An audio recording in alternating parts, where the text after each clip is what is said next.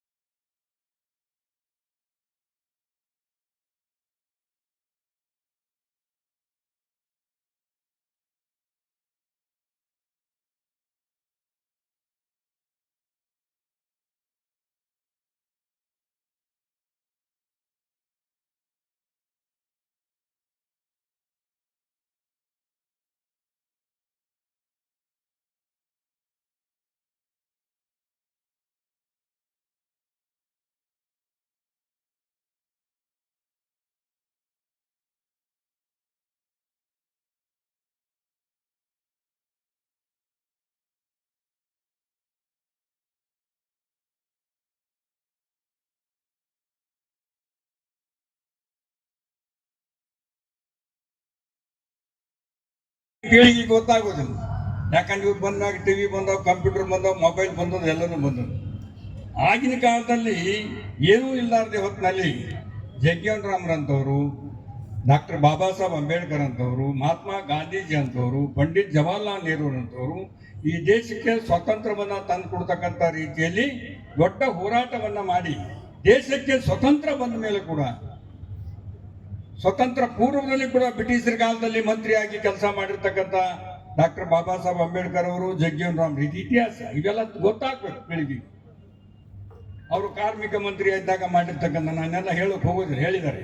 ಅವರು ಮಾಡಿರ್ತಕ್ಕಂಥ ಸೇವೆ, ಸಂಪರ್ಕ ಇದ್ದಾಗ ಅಂಚೆ ಮತ್ತು ಇಂತ ಇಲಾಖೆ ಧರ್ಮಂದ ಹಳ್ಳಿಯಾಗಿ ನೋಡಿರ್ಬೇಕು ನೀವು. ಪೋಸ್ಟ್ಗಳು, ಡೆಬ್ಬಿಗಳು, ಕೆಂಪನ್ ಡೆಬ್ಬಿ ಇರ್ತಿದ್ರು, ಪೋಸ್ಟ್ ಬಾಕ್ಸ್. ಒಂದೊಂದು ವಾರದಿಂದ ಡೆಲ್ಲಿನಿಂದ, ಬೇರೆ ಹಳ್ಳಿನಿಂದ, ಗುಲ್ಬರ್ಗಿಂದ ಪತ್ರ ಬಂದಾಗೆ ಹೋಗ್ತಿತ್ತು. ಅವಾಗ ಯಾವಾಗ ಟೆಲಿಗ್ರಾಮ್ ಬಂದ್ರು ತಾರ ಬಂತು ಅಂತ ಹೇಳಿ. ಇವೆಲ್ಲ ಏನಪ್ಪ ಅಂದ್ರೆ ಬಾಬು ಜಗ್ಗೀವನರಾಮ್ರ ಕಾಲಕ್ಕೆ ಆಗಿರ್ತಕ್ಕಂಥದ್ದು. ಅವರು ಮಂತ್ರಿಗಳಿದ್ದಾಗ ಮಾಡಿರ್ತಕ್ಕಂಥ ಇತಿಹಾಸ ಬಹಳ ಅರ್ಥಪೂರ್ಣವಾಗಿರ್ತಕ್ಕಂಥದ್ದು. ಸಮಾಜ ಎಂದೂ ಕೂಡ ಮರಿಲಾರದೆ ಇರ್ತಕ್ಕಂಥ ರೀತಿ. ಈಗಾಗಲೇ ಹೇಳಿದ್ರು, ರೈಲ್ವೆ ಖಾತೆ ಮಂತ್ರಿ ಇದ್ದಾಗ, ರಕ್ಷಣಾ ಖಾತೆ ಮಂತ್ರಿ ಆಗಿದ್ರು ಅವರು.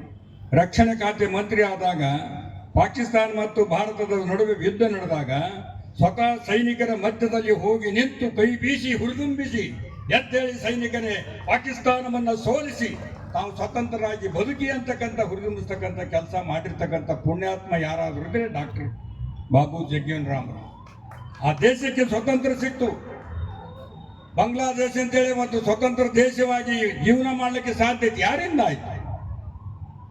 ಡಾಕ್ಟರ್ ಬಾಬು ಜಗ್ಗೀವನರಾಮ್ರು ತೆಗೆದುಕೊಂಡಿರ್ತಕ್ಕಂಥ ನಿರ್ಧಾರದಿಂದ.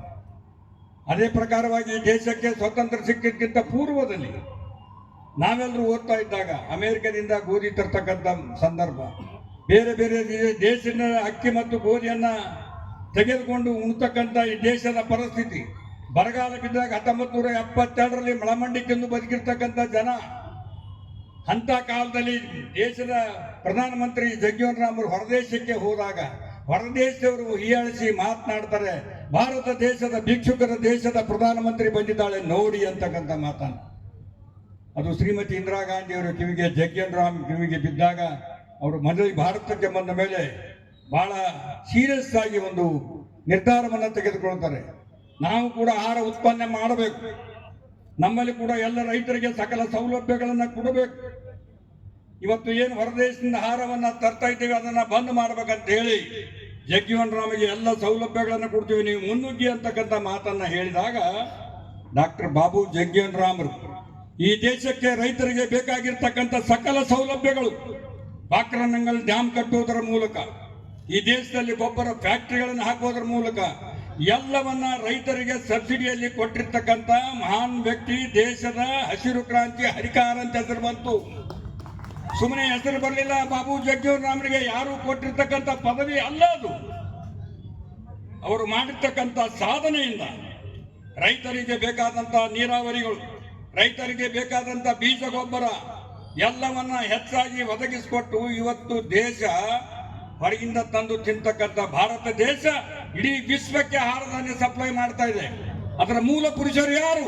ಡಾಕ್ಟರ್ ಬಾಬು ಜಗ್ಜೀವನ್ ರಾಮ್ ಅಂತಕ್ಕಂಥ ಇತಿಹಾಸವನ್ನ ಯುವ ಪೀಳಿಗೆಗೆ ಗೊತ್ತಾಗಬೇಕು ಅಂತಕ್ಕಂಥ ಉದ್ದೇಶದಿಂದ ನಮ್ಮ ಎಲ್ಲ ಮಾದಿಗರ ಸಮುದಾಯದ ಎಲ್ಲ ಸಣ್ಣರು ಇವತ್ತೇನು ಸೇರಿದ್ದೀರಿ ವೇದಿಕೆ ಮೇಲೆ ಕೂತಿರ್ತಕ್ಕಂಥದ್ದು ಬಹಳ ಒಕ್ಕಟ್ಟಾಗಿ ಎಲ್ಲರೂ ಮಾಡ್ತಾ ಇದ್ರೆ ದಯಮಾಡಿ ಎರಡು ಮಾಡಬೇಡ್ರಿ, ಒಂದು ಮಾಡ್ರಿ, ಒಕ್ಕಟ್ಟಾಗಿರ್ರಿ. ನಿಮಗೆ ಇತಿಹಾಸ ಇದೆ, ನಿಮ್ಮದೇ ಆದಂಥ ಒಂದು ಹಿನ್ನೆಲೆ ಇದೆ, ಅದನ್ನು ಉಳಿಸ್ಕೊಂಡು ಬೆಳೆಸ್ಕೊಂಡು ಹೋಗ್ತಕ್ಕಂಥ ಕೆಲಸ ಮಾಡಿ ಅಂತ ಹೇಳಿ ನಾನು ಬಹಳ ಕಳಕಳಿಯಿಂದ ಕೇಳ್ಕೊತೇನೆ.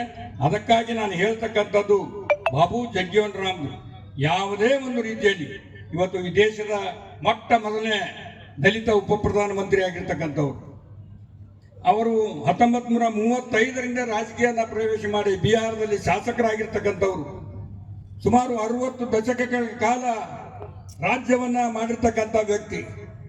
ಎಲ್ಲ ರೀತಿಯಿಂದಲೂ ಕೂಡ ಅನುಭವ ಹೊಂದಿರತಕ್ಕಂಥ ಪುಣ್ಯ ಜಾತಿಯ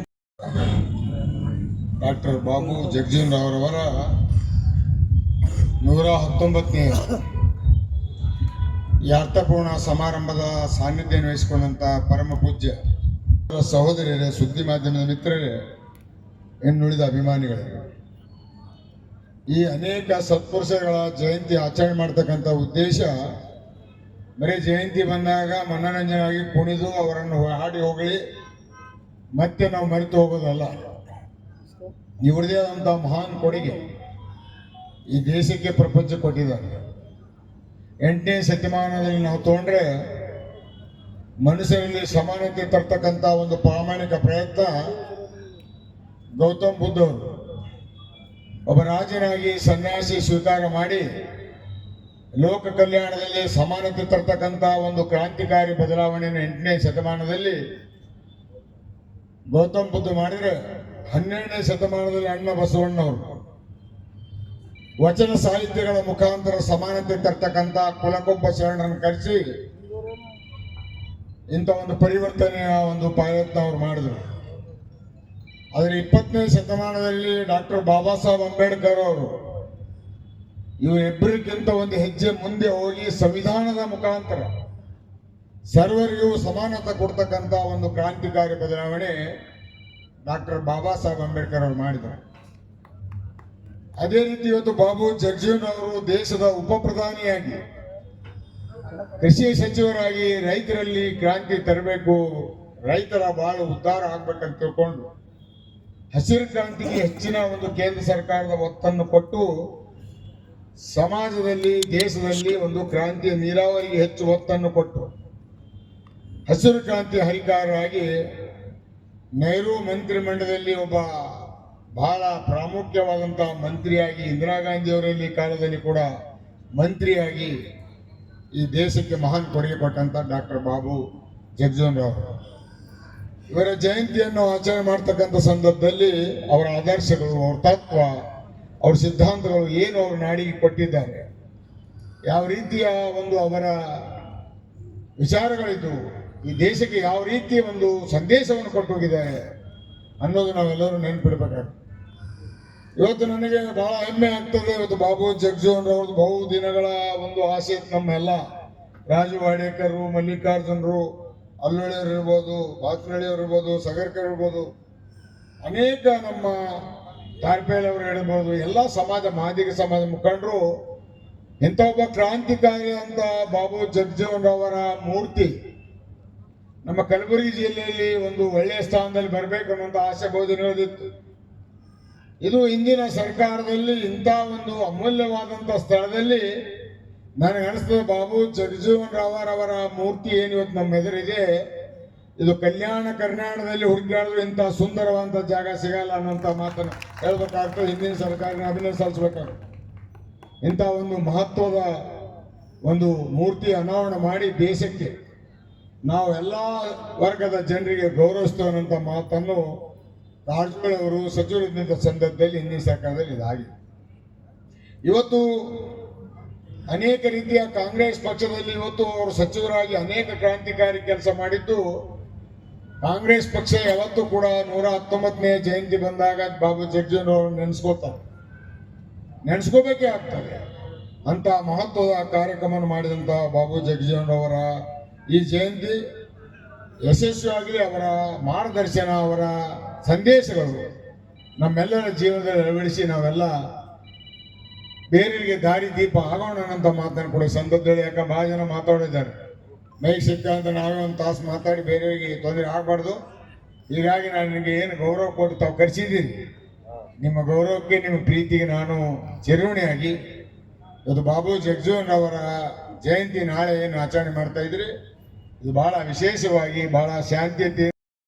ಒಬ್ಬ ಅಮೆರಿಕದಲ್ಲಿ ಚಪ್ಪಲಿ ಹೊಲ್ತಕ್ಕಂತ ಒಬ್ಬ ವ್ಯಕ್ತಿ ಗ್ರಾಮ ಪಂಚಾಯತಿ ನಿಂದಿರ್ತಾನ, ಆತ್ಮವಿಶ್ವಾಸ ಕಳ್ಕಲ್ಲ. ತಾಲೂಕು ಪಂಚಾಯತಿ ನಿಂದ ವಿಶ್ವಾಸ ಕಳ್ಕಲ್ಲ.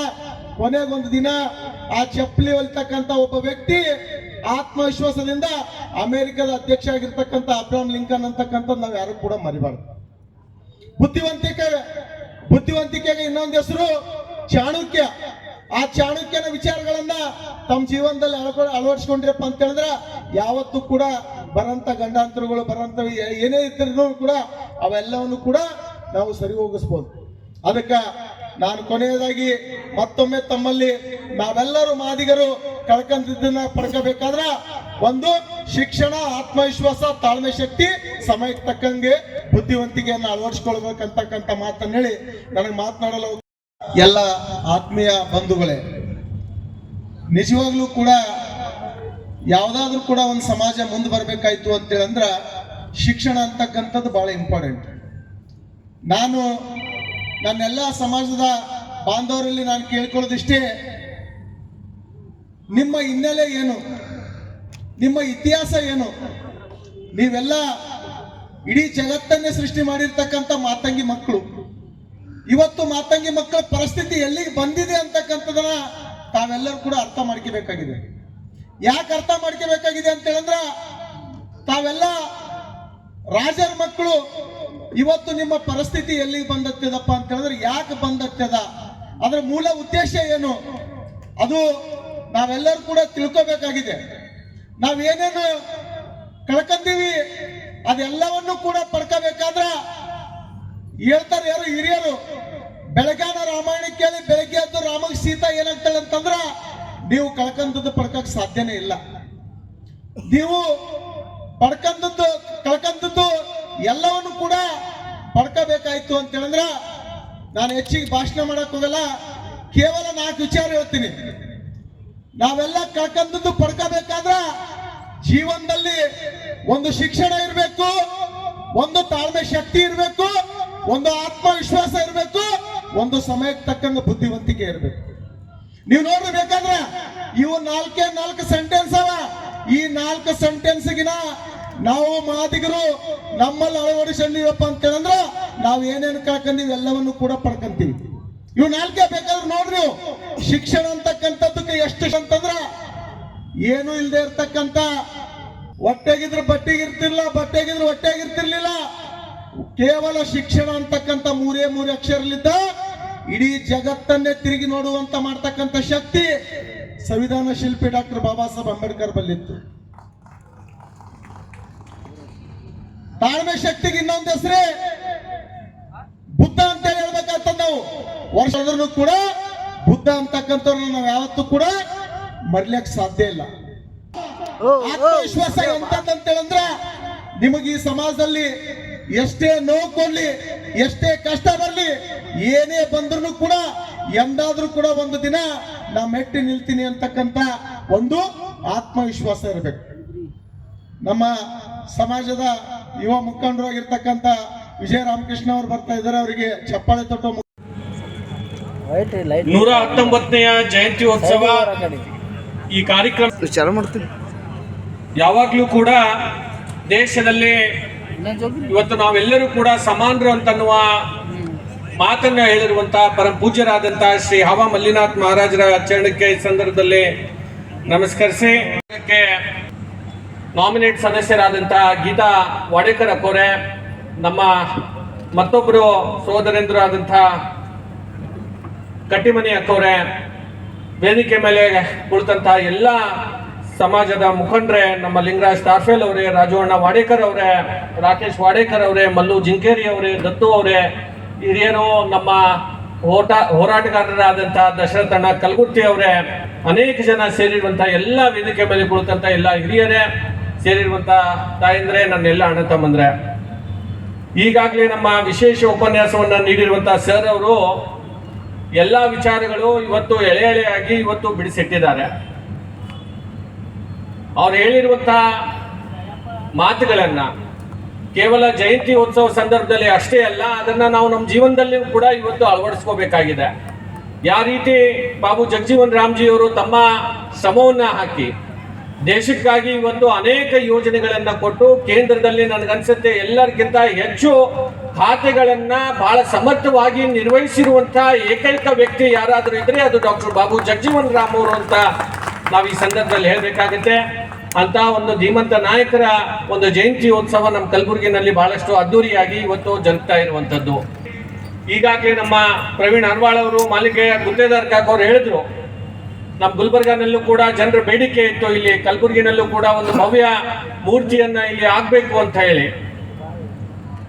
ನಮ್ಮ ಸರ್ಕಾರ ಇರುವಂತಹ ಸಂದರ್ಭದಲ್ಲಿ ನನಗೂ ಕೂಡ ಕಲ್ಯಾಣ ಕರ್ನಾಟಕ ನಿಗಮದ ಅಧ್ಯಕ್ಷನ ಇರುವಂತಹ ಸಂದರ್ಭದಲ್ಲಿ ಇಲ್ಲಿ ಕಲಬುರಗಿ ನಗರದಲ್ಲಿ ಸ್ಥಾಪನೆ ಆಗಿರುವಂತಹ ಮೂರ್ತಿಗೆ ಇವತ್ತು ಸಹಕಾರ ಮಾಡಲಿಕ್ಕೆ ನನಗೆ ಅವಕಾಶ ಸಿಕ್ಕಿರುವಂತದ್ದು ಅದು ನನ್ನ ಪುಣ್ಯ ಅಂತ ಹೇಳಿ ನಾನು ಭಾವಿಸಿ ಈ ಮಾತನ್ನ ಈ ಸಂದರ್ಭದಲ್ಲಿ ಹೇಳ್ಬೇಕಾಗತ್ತೆ. ಅಂದ್ರೆ ಅಂತ ಮಹಾನ್ ನಾಯಕರ ಒಂದು ಸೇವೆಯನ್ನ ಮಾಡಲಿಕ್ಕೆ ನಮಗೆ ಅವಕಾಶ ಸಿಕ್ಕಿರುವಂತದ್ದು. ಅದರ ಜೊತೆಯಲ್ಲಿ ಇವತ್ತು ನಮ್ಮ ವಿಶೇಷ ಉಪನ್ಯಾಸವನ್ನ ನೀಡಿರುವಂತಹ ಎಲ್ಲರೂ ಹೇಳಿದ್ರು, ಮಾಲಿಕೆ ಗೊತ್ತಿದ್ದಾರೆ ಅವರು, ದಯಮಾಡಿ ನಮ್ಮ ಮಕ್ಕಳಿಗೆ ನಾವು ಒಳ್ಳೆಯ ವಿದ್ಯಾವಂತರನ್ನ ಮಕ್ಕಳನ್ನೇ ನಿಮ್ಮ ಆಸ್ತಿಯನ್ನಾಗಿ ಮಾಡಿ ಮಕ್ಕಳಿಗೆ ಒಳ್ಳೆ ವಿದ್ಯಾಭ್ಯಾಸವನ್ನು ಕೊಡಿ.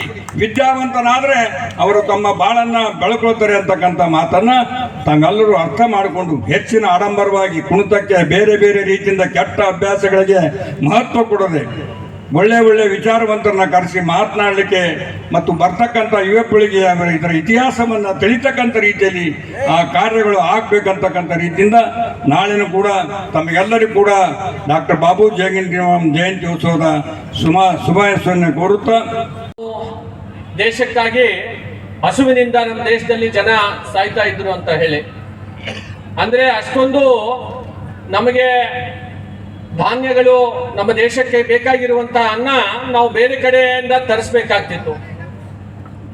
ಹೇಗೆ ಈಗ ನಾವೇನು ಪೆಟ್ರೋಲ್ ಡೀಸೆಲ್ ಬೇರೆ ರಾಷ್ಟ್ರದ ಮೇಲೆ ಅವಲಂಬನವನ್ನ ಇಟ್ಟಿದ್ದೇವೆ, ಅದೇ ರೀತಿ ದೇಶಕ್ಕೆ ಜನರ ಹೊಟ್ಟೆಗೆ ಇವತ್ತು ಅನ್ನ ಕೊಡಬೇಕು ಅವರ ಅಂದ್ರೆ ಬೇರೆ ರಾಷ್ಟ್ರಗಳಿಂದ ನಾವು ಧಾನ್ಯನ್ನ ರಫ್ತು ಮಾಡ್ಕೋಬೇಕಾಗ್ತಿತ್ತು.